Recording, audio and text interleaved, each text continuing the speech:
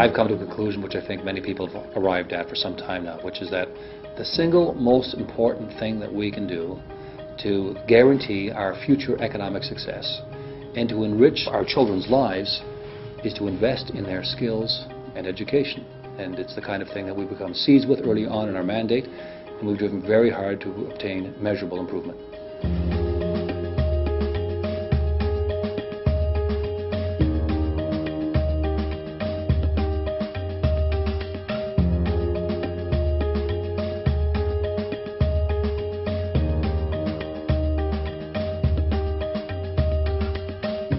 Our goals are very clear: to raise the level of student achievement, and our Premier has set targets of 75% of our students by age 12, reading and writing and using the skills of mathematics with very high levels of competency, and improving our graduation rate from high school to 85% of the cohort entering grade 9, graduating within 5 years.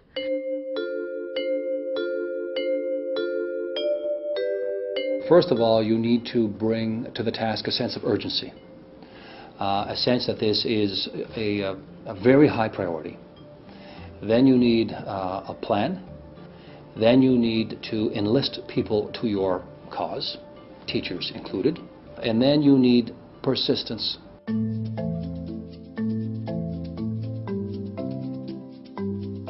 Well, close to 4 out of 10 Ontario students are immigrants. So we have a student population that is extremely rich in its diversity. We need to deal with that diversity. And so it's not seen as a barrier, it's seen as an opportunity and a challenge. And I think one of the ways in which we've done that is by ensuring that we provide more supports and more resources in meaningful ways to schools that are more challenged. So we can identify the proportion of children living in poverty in a particular school population. We can identify the proportion of children who come to school without either English or French as their first language. And then we can work with that school and that school district to provide additional resources and to build additional capacity in the teaching staff and in the leadership of those schools and districts to assist them in meeting the needs of those children.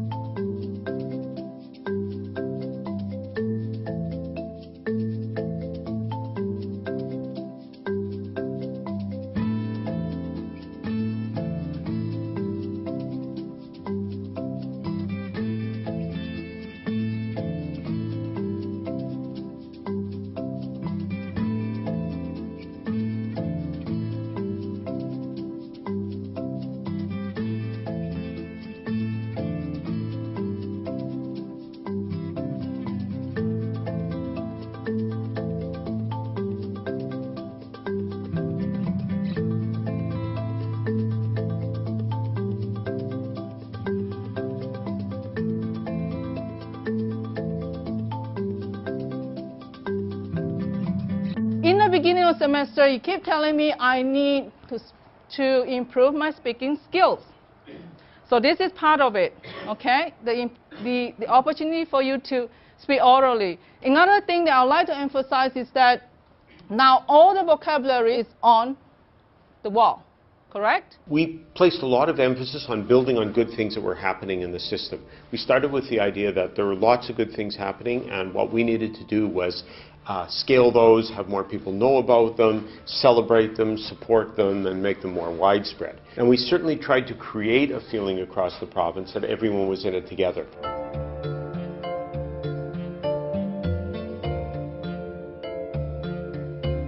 An essential part of the strategy is to, first of all, to have the specific goals, to have the every child can learn, all the subgroups, to have the strategies that will improve the teaching. And then you need to monitor it in order to know whether you're, not only whether you're getting somewhere, but to feed back that knowledge from the monitoring into new strategies. Okay, how far did you get? Did you get to the end of the book? Okay, what's happened since I read with you? For children individually, what we know from our research is it matters that they learn and achieve early. We assess reading and numeracy at age 8, and again at the end of grade 6, which is age 12, and then of course PISA is at age 15. We now are able to track children from that first assessment at age 8, and we know a couple of things.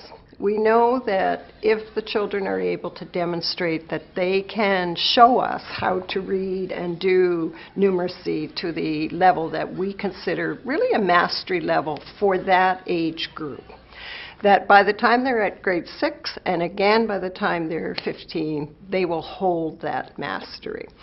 Do you find these words help you understand this word? No, I think so. Or are these words just as difficult as this word? This word, Which? They help me to understand this. Okay. And then it says what the dictionary says, a plan, method to get a goal or result. So can you use that word for me in a sentence? We also know, and this is where the emphasis has really been put in the last few years, that we can provide interventions for children who aren't achieving that mastery. And we have very significant data that shows that when you put interventions in place, when you see that a child isn't achieving, and you put the interventions in place, by grade 6 they are. And then we track again at age 15, and those children hold their achievement. For each strategy, we had a pretty sophisticated process of trying to keep track of whether we were making progress. So, if I can use this as an example, high school graduation. One of the interesting things in 2004 is that our high schools didn't know what proportion of their kids were graduating. And they didn't know which kids were on track to graduate. Schools couldn't tell you how many kids were getting all their credits in grade 9 or grade 10.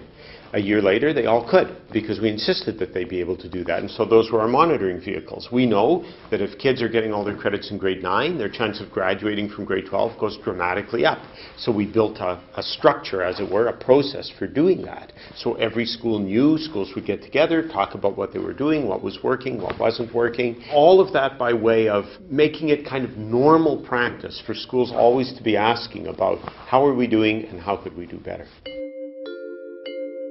So what the Literacy Numeracy Secretariat does is annually, as part of the data that EQAO produce, is they start to identify the performance of all the schools. So you can go to any given district and find out how English language learners are doing, or special ed, or immigrants, for example. So all of those are part of our monitoring system. So what you end up with is integrated data around with the strategy, and we can tell, for example, if we take 10 schools, which schools are doing well and better for English language learners, which schools are doing better in boys and literacy. Everything we know just by that, and we want to know it, and then what we want to do is get at some of the specific practices that are getting the success and identify those clearly and spread them.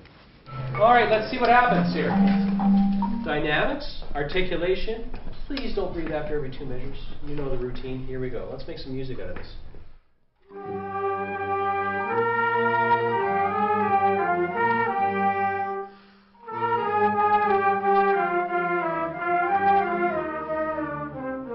One of our important mantras was every school needs to improve. And we did not say we're going to concentrate on the bottom 10% or the bottom 15%. Every district and every school must be involved in improvement, no matter what your current status is. And then, because we knew there were big achievement gaps in Ontario among particular groups, we set out to do things particular to those. So, for example, we have a big English language learning community in Ontario. And so we developed an English language learner strategy, because it turned out that there was no consistency in practice in how we dealt with non-English speaking students or non-French speaking students across the province at all. So that had to be built, new policies had to be put in place, teachers had to be trained to do that.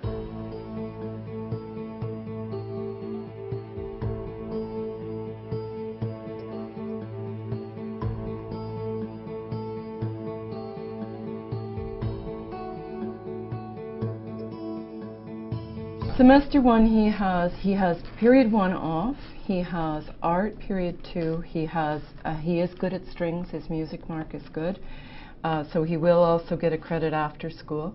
And I don't think he has the language skills. He speaks quite well, Well, as soon as I heard anything about student success, I was really excited and interested in it as a ministry objective or an initiative. And I was excited about it because anything that was about students and connected to success they were speaking my language. And I am thrilled by what it stands for, which is supporting every student and ensuring that every student has multiple opportunities to be successful. Would a support for him be, there's going to be a new drama class created, and it's going to be a 9-10 split drama. That might be a good place for him to be able to acquire some language. Semester 1 he has period 1 off, he has art period 2, he is good at strings, his music mark is good. A lot of our students come with enough credits that they would not be identified through government statistics. They have been successful in their own country. And what happens is they're not successful here with the transition to English.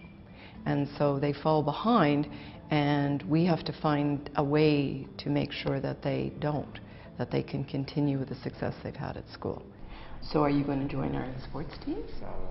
That's good. And what's your favorite sport? Track and field. Oh, track and field. Oh yeah, we have a great track and field. But that's not till the spring. Are you going to play something in between? Okay. So we're not going to put another science into second semester. This one is going to not work out for you because we're changing the level here. Okay. Okay? So we'll put something else. So that's what we'll have to find. Okay, what changes would you like to make? There are countless ways we can support learners in the school and in every school, really through a student success lens. Generally, the entire school staff needs to be involved. This is a collaborative effort. Although one person has the time dedicated towards making sure it all comes together, really it is a full school initiative. And some of the ways we do this at Unionville is really through staff meetings, is a large group meetings where we all have involvement with hard-to-serve students or at-risk students. So she had a good semester last year. English, we continue to try at the academic level because Mom would like her to continue. She is floundering right now. She's already found me, and I worked last period with her. The 3U is very difficult for her. She doesn't understand what is being asked of her. We have weekly meetings. It brings our team together, and it allows us to track the students that we are watching, and it's made up of members from guidance, special ed, alternative ed, our literacy teachers, our administration. We all sit in that meeting, and we are able to review the students that don't seem to be successful.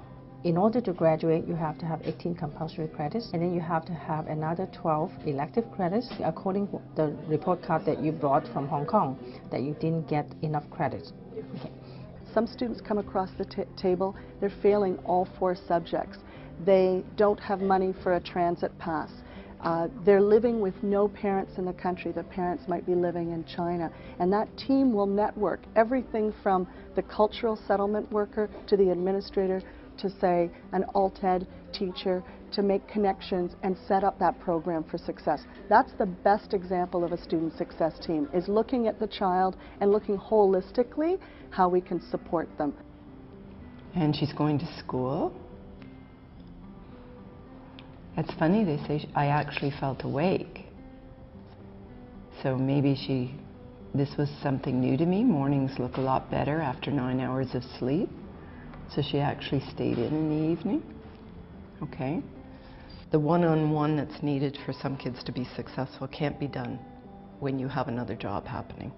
You can't sit and take the time to read with a student, to oversee projects when students don't understand projects. It's difficult because you've got your other workload. So this position is created so that we simply are able to fulfill more of what a student needs.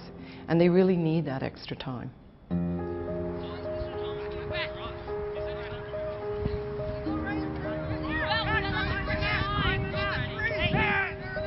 We need to really turn our thinking around about our students that come into ELL and are new to Canada and look at this as an assets-based student walking into our school? What are they bringing in from a country around the world that we don't provide them or haven't had an opportunity to provide them? And how can we be their champion and support them as a learner and take it from there? So in an ideal situation, we look at something that's going to make them feel good about themselves on that timetable, and then really work with the language, and then combine them and find excellent teachers in conjunction with the student success team to support their learning. In the 5 or 6 years that we've been working at this, the performance gap for our new English language learners in this province has been closed by about half of that gap. The line on any of the graphs that shows the performance of our new English language learners is a much steeper improvement piece and evidence of improvement than the general population, and that's absolutely critical in a province where up to 40% of our children are in fact coming from places outside of our province. And I like to tell the story of going to visit one of our turnaround schools. This would have been in 2005 or 2006. This is a school that had 18% of their kids performing at standard, and 3 years later we're at 71%. So pretty significant improvement. And what those teachers said is, any school could do this because there's nothing exceptional about us, and we will never go back to teaching the way we used to teach. That's sustainability. That's the sustainability of improvement, because those teachers absolutely believed, and quite rightly, that the way they were working now was vastly superior to the way they used to work. More satisfying for them, better for their kids. So that's why it's so important to have an approach that is not punitive and negative, but that is positive and enhances professionalism. Because when your principals, when your teachers, when your students, when your parents see the difference and believe in it, then they will keep doing it.